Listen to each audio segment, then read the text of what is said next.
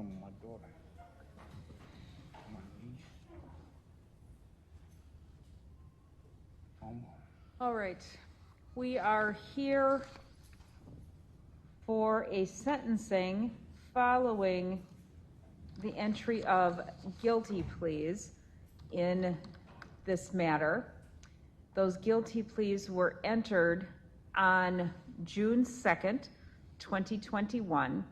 At that time, Mr. Stokes entered a guilty plea to count 1, 2, 3, 4, 5, and 6. Each of those are 1 through 5 is a first-degree reckless homicide, which is a Class B felony, and count 6 is possession of a firearm by someone who's been convicted of a felony, which is a Class G felony. I ordered that there be a pre-sentence investigation prepared. I do have that in front of me. It looks as if it was filed with the court on July 16th, 2021. Mr. Schindhelm, on behalf of the state, have you had an opportunity to review that matter? Yes. All right. Do you have any additions, corrections, deletions, anything? The only correction, Judge, on page 5, the lists of prior convictions neglects to include 07 CF 1109, which is a felony intimidation with a victim, Teresa T. The defendant was sentenced to 1 year initial confinement, 2 years of extended supervision. That conviction is mentioned in passing on page 6, but they didn't spell it out in the prior record. All right. Thank you. Mr. Opland-Dobbs, on behalf of your client, have you had an opportunity to review the pre-sentence investigation and go over it with him? Yes. All right. And do you have any additions, corrections, deletions? Yes. So back on page number 5, where Mr. Schindhelm just was, Okay. right in the middle of the page, there is listed a battery conviction that should reflect a conviction for substantial battery. Okay, Right. that's an 06 CF 4981? Yes. Okay, so it should be a substantial battery. Yes. Okay.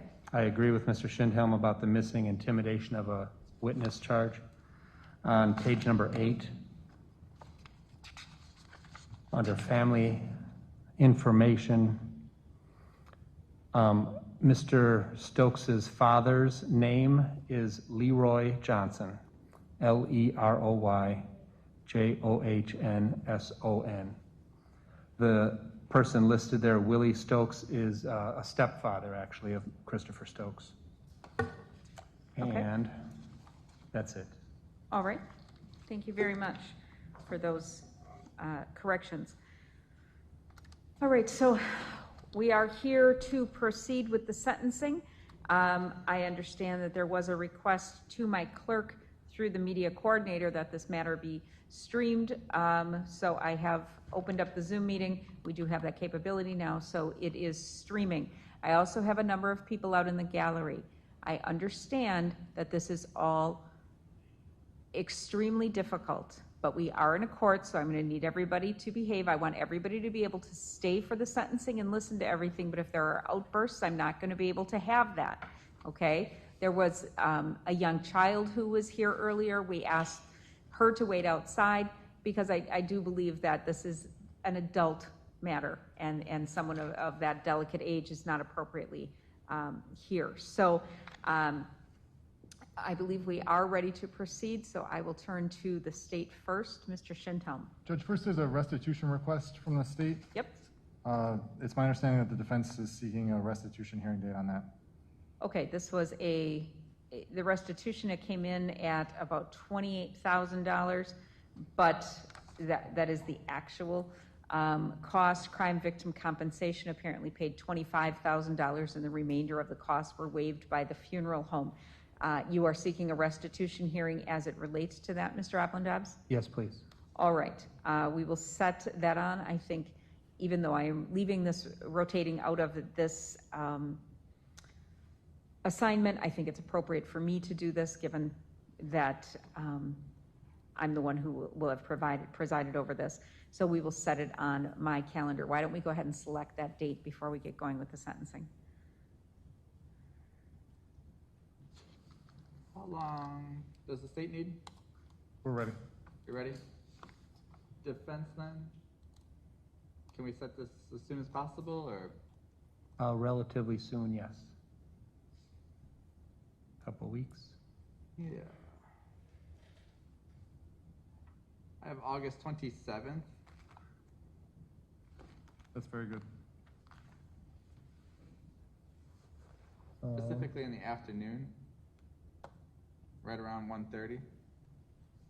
I think my day is full on that, on the 27th, I'm sorry.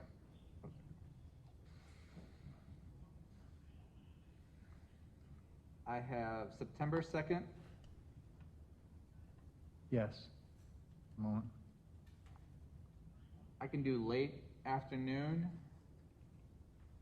Fine. Yes. Can we do 2:30? Is 3 available? I have a motion at 2. That would work if it works for the state. Yes, please. Thank you. All right, so that would be September 2nd at 3 o'clock. Thank you. Judge, there are 2 civilian witnesses who wish to make statements from the, I believe, from the victim side of things. First, Quinita Stokes, Qunnita Stokes. Her mother and 2 siblings died. The defendant is her father. All right, thank you. Come on up, Ms. Stokes.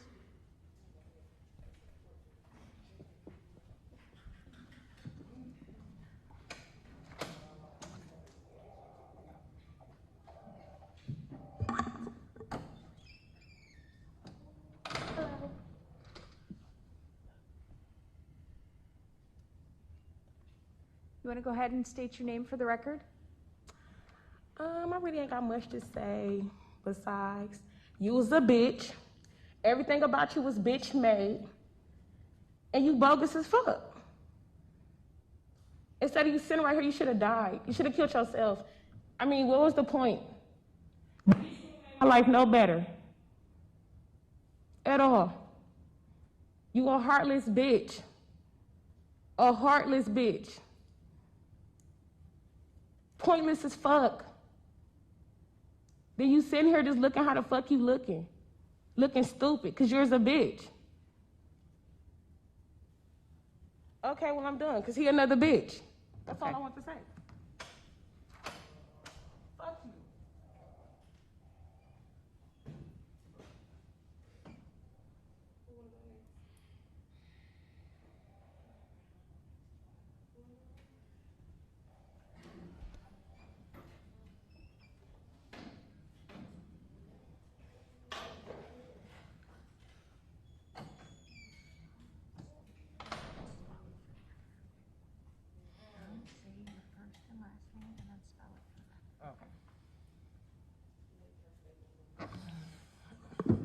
Hi, my name is Laney Stokes.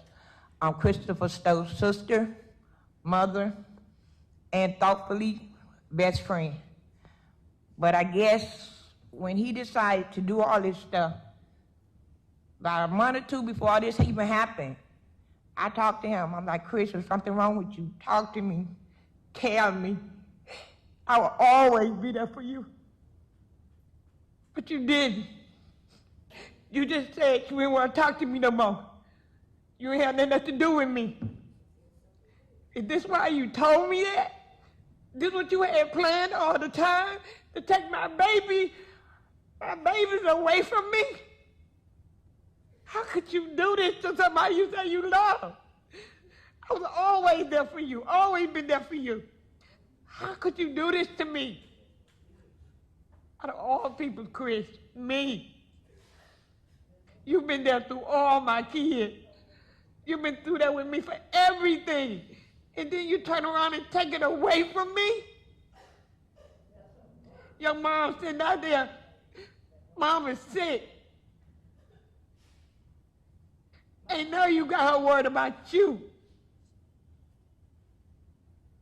I need you to say something to me, Chris. Please, I don't care what it is. Just say something. I'm sorry, but... Oh. Say something. Why? Why? Why, Chris? Why? Why? An opportunity when the defense talks that he may say something at that time. He's not allowed to talk right now, okay? Okay. Okay?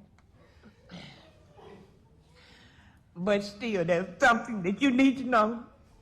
I am so mad at you. I am so mad at you. But I love you so much. And it hurt. It hurt. I love you. It hurt that you did this to me. It hurt. Don't you ever think that I don't love you? Because I do. No matter what you did or how you did it. I knew it was wrong. You knew it was wrong. But my love is going to always be there. And I'm going to love you just as hard as you hurt it, just as hard as you hurted them.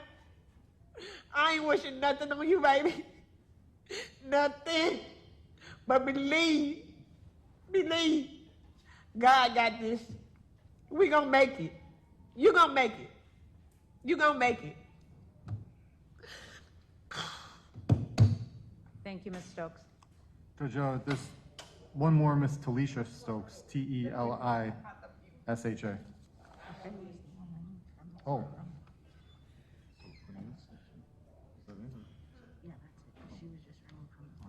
Never mind, Judge, she was apparently removed from the courtroom after the Okay, earlier outburst. all right.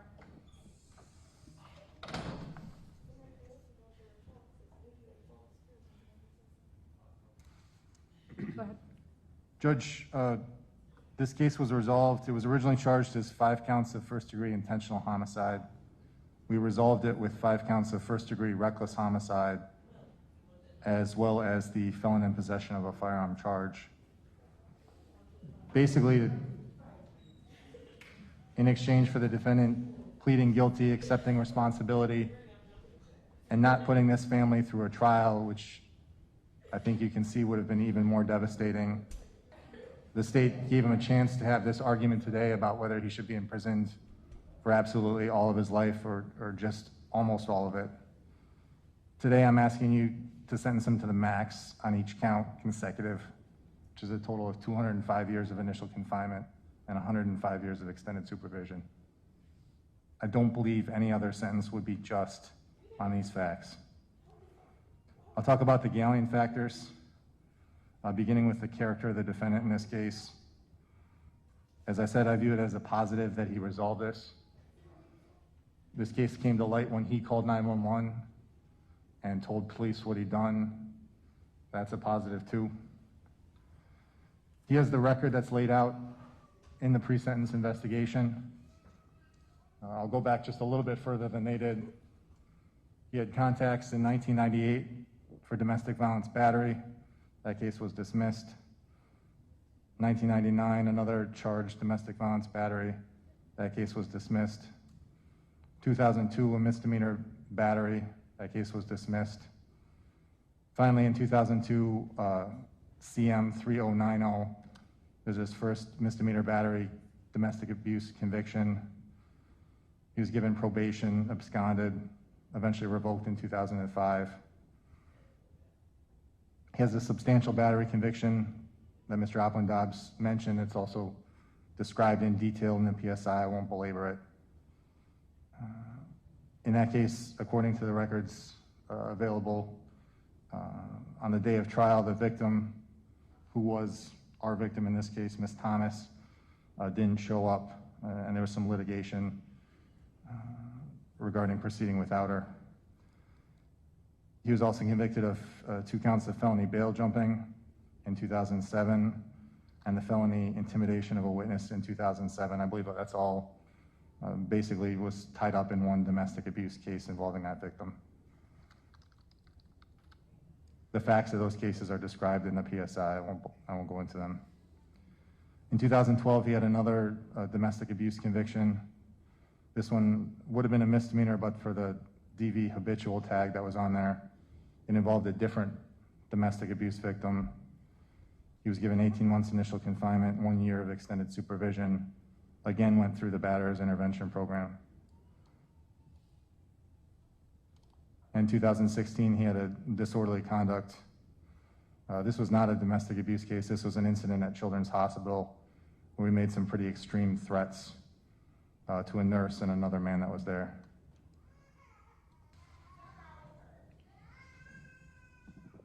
I know the court has experience in domestic violence cases. I know Mr. Dobbs, of course, is experienced in that area. The defendant's history is shocking to me because you can look at it and say, look at this history of domestic abuse, look where it ended up, but it's also shocking to me because there's nothing in it that's unusual. It's unfortunately commonplace. I know the court's seen dozens, if not hundreds of cases where someone has a record like that, a serious domestic violence record where they've repeatedly been to jail or prison, been given probation, been given the batter's intervention program. Basically all the tools have been tried. And that brings me to the next galling factor, the need to protect the public. I don't know how you can protect the public from something like this if you can't predict it. And as I've said, I don't see anything in that history that would predict this. That's a large basis for the reason I'm seeking a max sentence. And lastly, in this case, I'll turn to what I think is the galling factor here that drives what the sentence has to be, and that's the nature of this offense. This offense is just beyond the scope of even the terrible things that we see here. The defendant murdered 5 people, one after another, several of them children, with a shotgun inside their own home. There were 12 shotgun shells recovered from the house, meaning he pulled the trigger at least 12 times. And why? According to the statement he gave the police, quote, people in his family kept fucking with him. So he started loading up his Mossberg. It's described in the police reports of his custodial interrogation as his nephew, one of the victims, got to talking slick, and then someone else came in, so this defendant got to shooting. He describes his nephew trying to make it out the window but not making it. Judge, I've got 6 photographs here. I've shown them to Mr. Dobbs. We're good. Thank you. Ask the court to look at them as I describe these photographs. Basically, as they were found, each one has their name and age on the back. Give me a minute, please.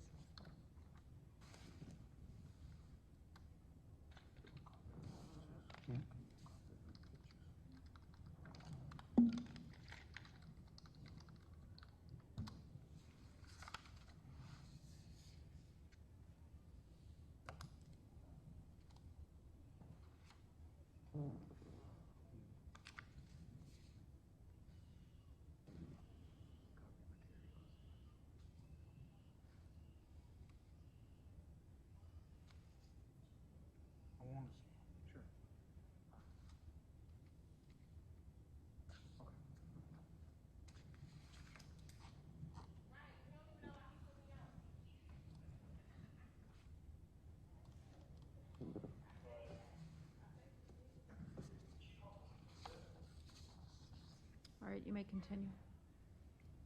That first photograph, Judge, is Marcus Stokes. According to the autopsy, he had 3 shotgun wounds, one to the upper right side of his chest, one to the right side of his chest, a third to the left side of his back. He also had superficial incised wounds across the front of his neck, which the autopsy indicates may have occurred post-mortem. He was 19. His mother was the first person to make a statement here today who basically had to be removed. His sister is the second photograph. That's Miss Lakeitha Stokes. She was 17. She's the defendant's niece. She also had 3 shotgun wounds, one to the upper right arm, a second to the upper right chest below her armpit, a third to the right side of her back. She too had superficial incised wounds to the left side of her neck. The autopsy also noted blunt force injuries to her left eyebrow and blunt force to the back of her head, causing skull fractures. The third photograph in there, I believe, is Tiara Agee. That's the defendant's common law daughter. She had 4 shotgun wounds caused by 3 shotgun shots, one to her left breast, one to her upper left thigh, one to the left side of her back. The fourth was to her left forearm, which the doctor opined was also part of the first shot to her breast because her hand was up. The autopsy notes stab wounds to the right side of her neck, cuts to her right ear, right eyebrow, and the right side of her head. The doctor said those might have been post-mortem. The fourth picture in there is the defendant's common-law wife, Miss Teresa R. Thomas. She was shot once. Entrance wound to the front left shoulder. She was 41. As I mentioned, she was also the defendant's victim back in, I believe it's the 06-07 domestic abuse case, as I mentioned earlier. If I didn't say the name or the age, the third photo there, Mrs. G was 16 when this happened. And the last two photos there show Demetrius Thomas. He was shot twice in the upper right back, or excuse me, twice, once in the upper right back, once in the front, just left of the midline of his neck.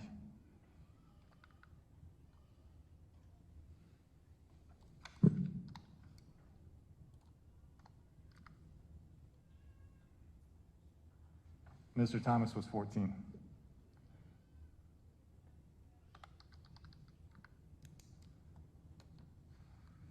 Those weren't the only people in the house. There's one additional person in the house who survived. The defendant's grandson,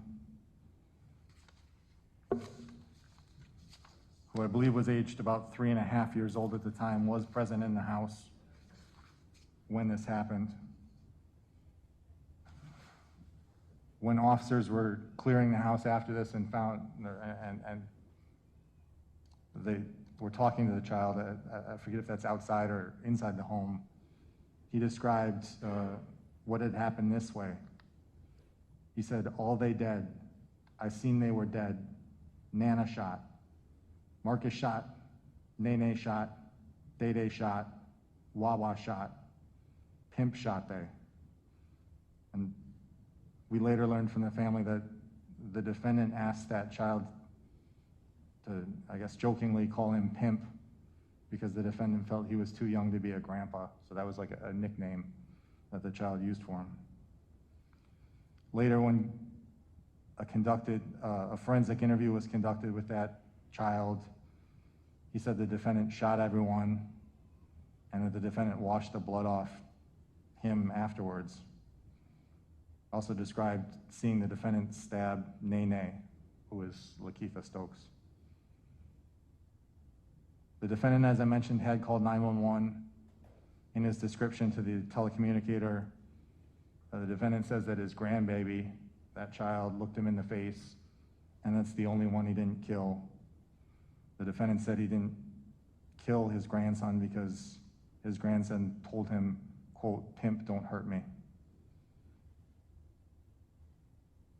Judge, the defendant has, I know, his own somewhat tragic history. I know the court's familiar with it from the various examinations that were done earlier on in this case. I'd expect Mr. Opland-Dobbs may mention it. I'm sympathetic to all that. But when you look on these facts and the fact that the defendant shot one person and then shot that person again and then shot that person again and kept doing that, 5 different people, those crimes just compound each other and they just make each one look worse. And you can see what it's done to this family. It's just an extinction level event. I don't know how anyone related to this is moving or walking even now, you know, a year and a half after it. Based on all that, Judge, I think the only proper sentence would be a maximum on each consecutive. That's what the state's demanding today. Thank you. Mr. Opland-Dobbs? Your Honor, thank you. First, my heart goes out to the family of the deceased. My condolences to everyone that was lost and everyone that survived them. This is a unbelievable set of circumstances, an unbelievable case.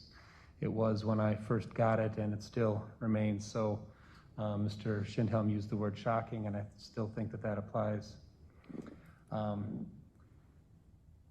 This is not something that a sane person, a normal person would undertake, would do. And we did go through the process of getting NGI examinations, not guilty by insanity examinations done. And neither of those reports that I'm sure the court has read supported that legal conclusion. Now, despite that, none of this makes any sense, even after getting all those psychological examinations done. They didn't support the NGI plea, despite what I think are pretty undisputed facts that Mr. Stokes woke up one morning with no real specific problems or disputes that anybody could really point to, nothing that would call for such an angry and violent reaction. There's nothing clearly that should have, would have set him off at all. But he used a shotgun and killed members of his family, women and children. And then he called 911 on himself. And then he waited outside on the front stairs for the police to arrive. And then he confessed everything to the police, explained everything that happened. It clearly doesn't make sense. It's not something that a healthy mind would undertake. The records that the psychologist reviewed confirm that a couple weeks, a couple months before this happened, in March of 2020, Mr. Stokes sought help. There's a clinic called Bread of Healing that Mr. Stokes started going to, asking for help for anger, asking for help for voices that he was hearing. This was early March 2020. Because of the pandemic that was starting, the counseling sessions were abbreviated. They were done over the telephone or like a televisit of some sort. I have no idea if that would have made a difference. I have no idea if that would have changed anything. But while his mental health didn't rise to the level necessary to, exculpate him or relieve him of the criminal responsibility for this, these homicides have everything to do with a person who clearly lost their mind, snapped, had a psychotic break of some sort. Because nothing else makes sense. Nothing else would explain why this would have happened. He does have a criminal history. He's a 44-year-old man right now, and he has a criminal history that included violence, included domestic violence. But I don't think you could look at that and fairly discern that you could predict that this was going to be the result of this. Your Honor has read multiple reports about Mr. Stokes. He has a history of working. He was working at the time. He's a lifelong factory laborer worker. His medical history is notable for suffering some severe burns as a child, I think around 12 or 13 years old. He spent 18 months in a Mississippi burn center being treated for that after a sibling apparently set him on fire. After being treated for the physical wounds, Mr. Stokes still carries a PTSD diagnosis appropriately for that.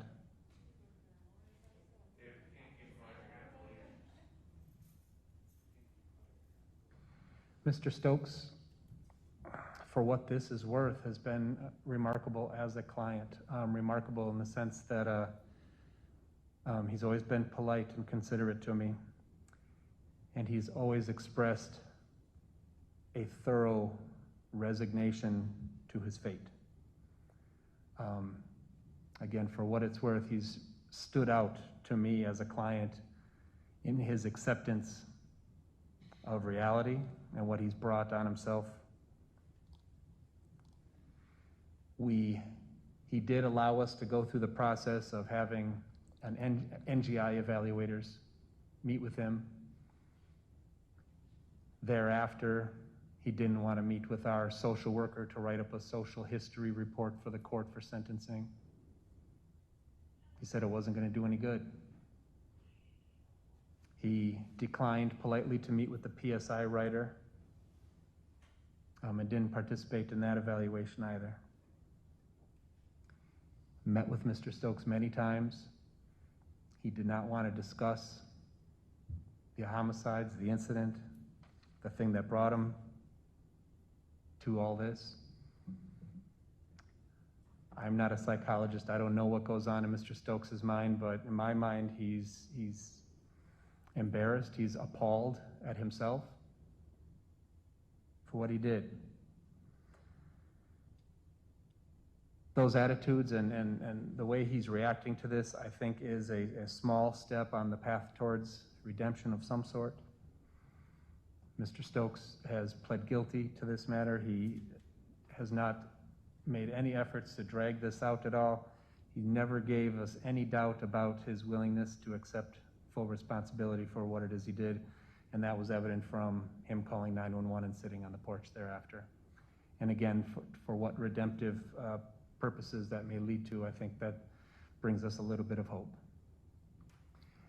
Judge, all I can ask you for at this sentencing is for a sentence that will give Christopher Stokes the ability to, at some point late in his life, live outside of a prison cell.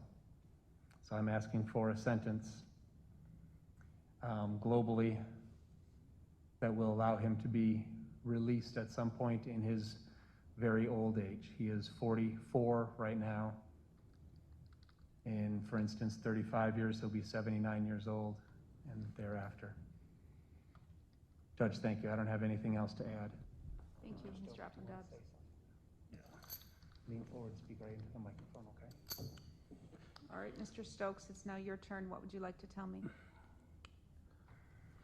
I'm not, start from the beginning, I'm not asking for leniency or mercy or anything like that. What I did, ain't no excuses for. I don't know what in the world came over me. I can't take back time, and if someone would have told me that I'd be sitting here for killing 5 people, I'd laugh them out like, nah, especially them 5. I never meant to hurt them. I don't know what in the world came over me. I woke up and I just had blood on my mind. I can't say it no other way. Something just wasn't going right. It was, I don't know. All I know is every day I pray and I send my prayers and ask for forgiveness. I know I hurt my mom, my sisters, my daughter. I hurt her the most. My sister Lily, I should have never done that to her, take her babies from her.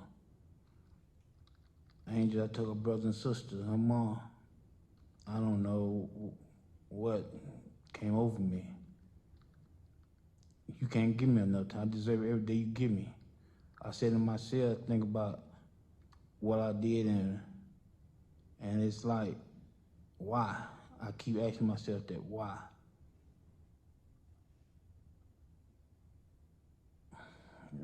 I don't know. And I hope one day they'll forgive me. And I hope one day in time I see Tim again and hope they take my apology. I deserve everything I get. I'm not asking for no leniency or anything like that. I deserve it because I shouldn't, nowhere in the world should have done what I did. I said to myself, every day, and I try to think like, why? We wasn't going through nothing. They says right there, ladies be at the house all the time. My daughter, we wasn't going through no more than an argument, normal arguments, stuff like that. For something to make me snap like that, it just wasn't right, you know. She didn't deserve it. The kids didn't deserve it. None of them deserved what I did. So I don't want to take too much more of the court's time, but I don't know what made me do it, and I'm sorry. I never tried to beat it or get it.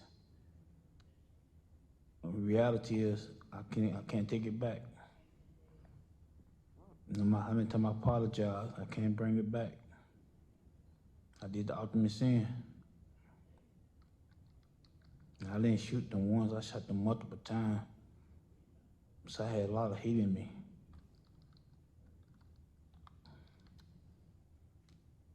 I deserve to be locked up. That's it. All right. Thank you.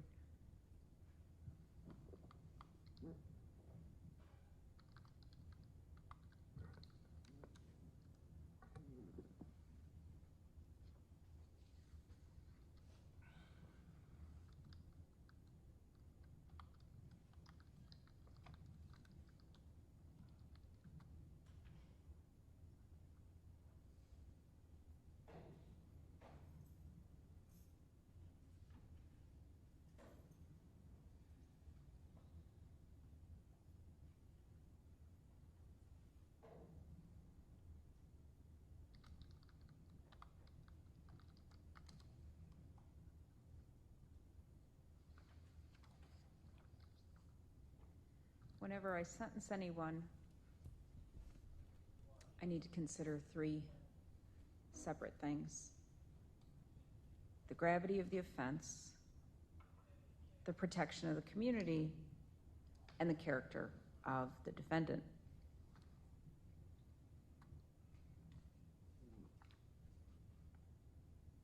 Obviously, the tragedy of this cannot be overstated, ever.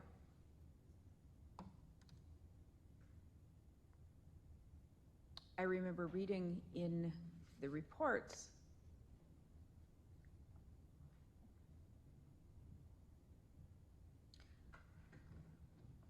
about how one of your victims, and I don't believe she was identified by name in that report, soiled herself because she was so afraid, because she was begging you for her life.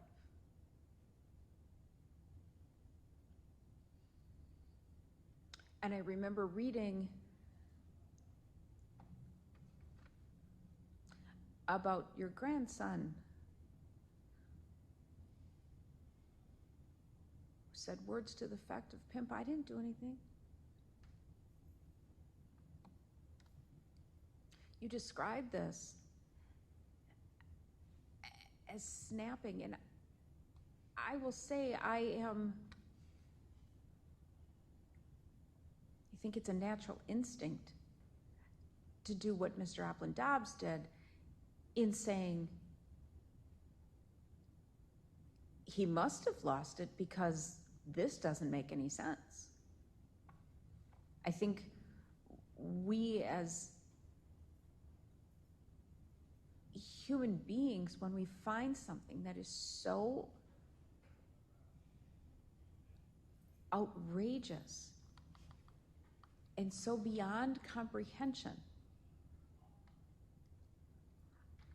that we find a spot to fit it into, because then we can, as we process it, can try and make some sense of it.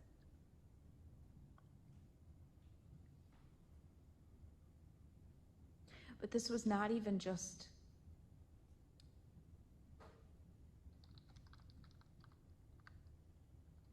a spraying of semi-automatic. To read the description of this, it was as if it was a hunt throughout the house for who was where.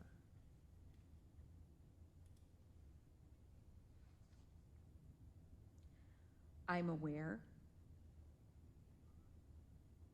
that you certainly had a troublesome young life. But I'm also aware that you have engaged over that life in a pattern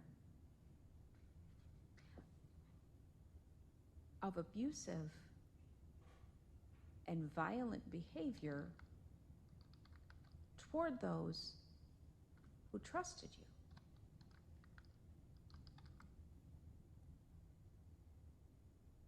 I heard your sister speak and say, I tried to talk to you. What was going on? I wanted you to talk to me. And you just wouldn't. I don't know if, who knows? We can look back with hindsight and say, well, if it hadn't been telehealth, if you'd been able to, do an inpatient or something like that. But I don't think anybody could have ever imagined that this was what was coming.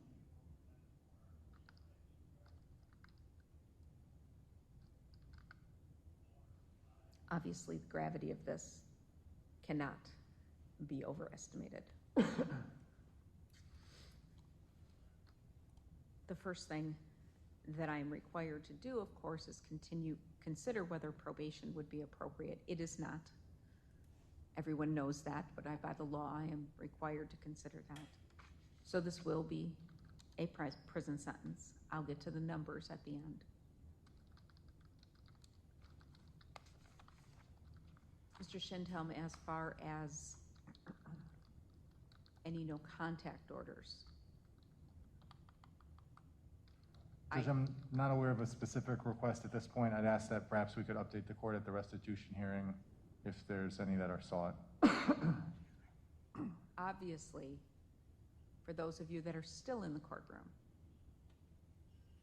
I direct my comments to you, and I know that you will share them with those who have been asked to leave because they were overcome.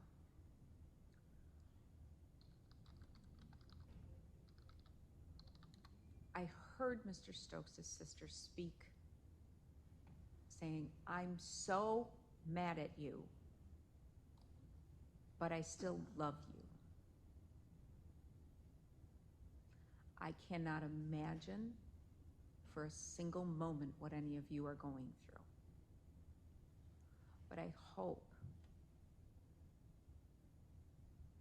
that you are able to care for yourselves and one another in processing the gravity of this unbelievably horrible event.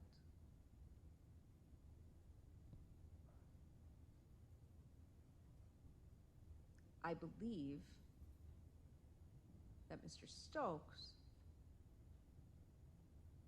is sincere in his apology. It doesn't change anything, but I believe that it is sincere. And I think that, coupled with what I'm hearing from his sister,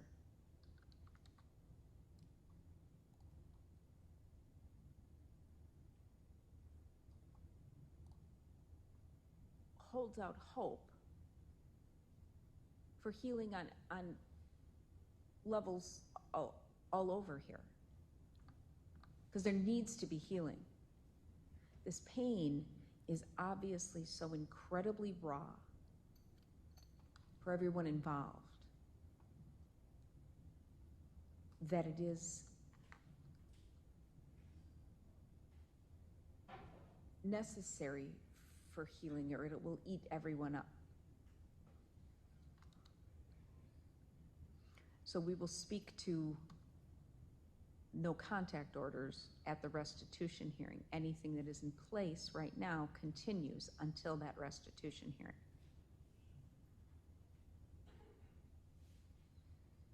Restitution is going to be determined at that hearing as well. There was no other sentence or anything that he was serving, am I correct? Yes. He was Okay. on supervision at the time. He was revoked for a 1-year period. Oh, so He he's is- continuing to serve that now? He has served that. He's done with that. Oh, he's done with that. So how much credit does he have So if he- everything is consecutive to that time? 91 days, independent of his sentence. Okay, thank you. So you'll have 91 days sentence credit, and that will apply to count 1. You'll be ordered to pay the mandatory costs, fees, and assessments, as well as the DNA surcharge as to all 6 charges. There is nothing in the world I can do about that. I believe the restitution is going to come in, so I'm going to waive any non-mandatory costs, fees, and assessments, because you're going to have that large restitution bill, whatever it is that is going to be ordered, that will likely be large, as well as even just the 6 DNA charges will be quite a bit. That will be due and payable from your prison funds at a rate to be determined by the Department of Corrections, then will be payable as part of your extended supervision, and then will convert to a civil judgment if it is not paid. Obviously, none of this is available for expungement, and I am finding, based upon the information that I have about your past and your character, as well as the gravity of the offenses here, that you are not eligible for the challenge incarceration program or the substance abuse program. You may not have any firearms, as you are now a convicted felon. Violation of that is punishable by a fine of up to $25,000 and a 10-year period of imprisonment. You cannot vote until your civil rights are restored, and you will not be allowed to possess body armor at any time. If those no contact orders are ordered at the restitution hearing as part of your sentence, that any violation of that will be punishable by a $10,000 fine and a 9-month period of confinement. You do have the right to appeal my sentence, and your attorney will go through those rights with you.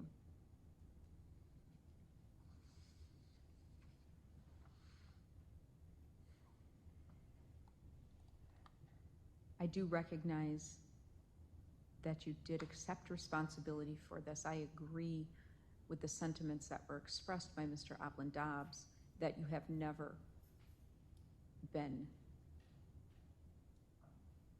even one bit difficult throughout this process.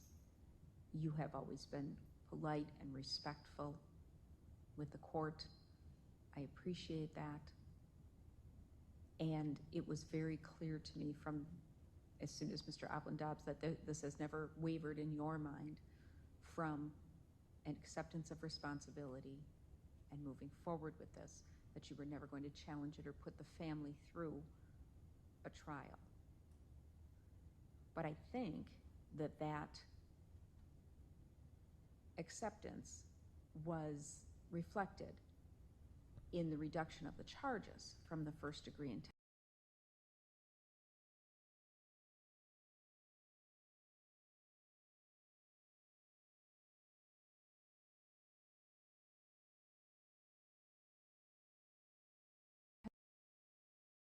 You have come to understand any reason that you did this. And that makes me believe that there's no way to be sure that you would not do it again.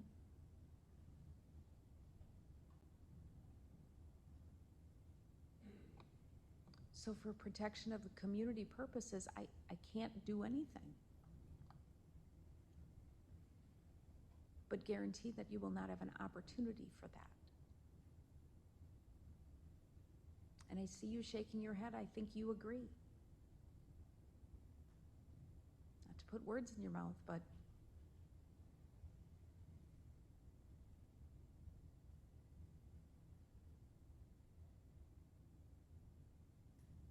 I'm hopeful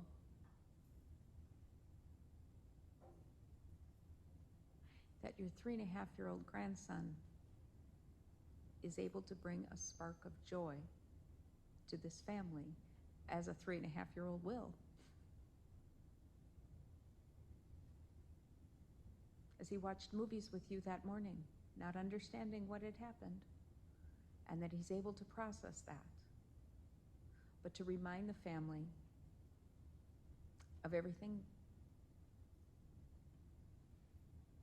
that it is still good.